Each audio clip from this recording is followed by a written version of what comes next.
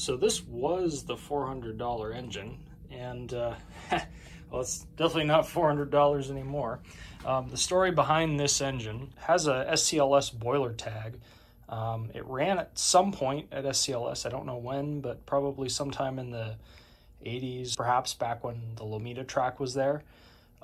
Either way, this engine hasn't run for a long time on a track. When I bought this engine 2 years ago, the first thing I did was I steamed it up on blocks with the assistance of some friends.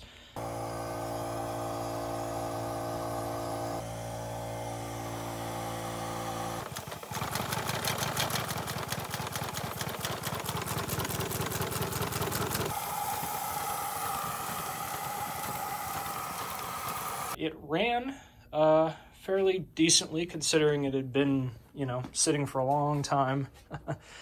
But of course it's needed some significant cosmetic work to make it look the way it does right now. Now that this engine has been narrow gauged, it's significantly larger than it was before. Of course the frame was extended on the rear end to get it to the point where it can support this much larger cab. Of course, I had to make all new cab, all new running boards, pilot beam, everything. I also added a frame extension on the front end here. Now, this engine did not have a tender when I got it. It actually had a flat car with a little water tank attached to it. I ended up keeping the trucks off that tender, or the original flat car. But I did make a new tender frame for it and a new bunker, of course. That's much more narrow gauge.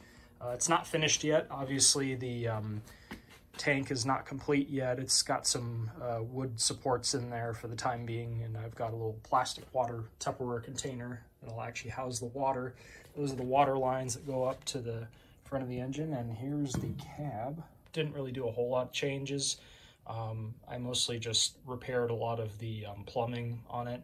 So I ended up making some new grates, and of course, as with all that, I also made an ash pan because this engine did not surprisingly have an ash pan on it when I got it. And I ended up adding about 6 inches onto the rear end here. This, of course, differs from the default little engines configuration on these 040s. Of course, I didn't really mess a whole lot with the running gear. That's largely stayed the same. I haven't completely finished the cab wiring yet, but here you can see the lights, which are quite effective at night in being able to see the gauges and everything inside the cab.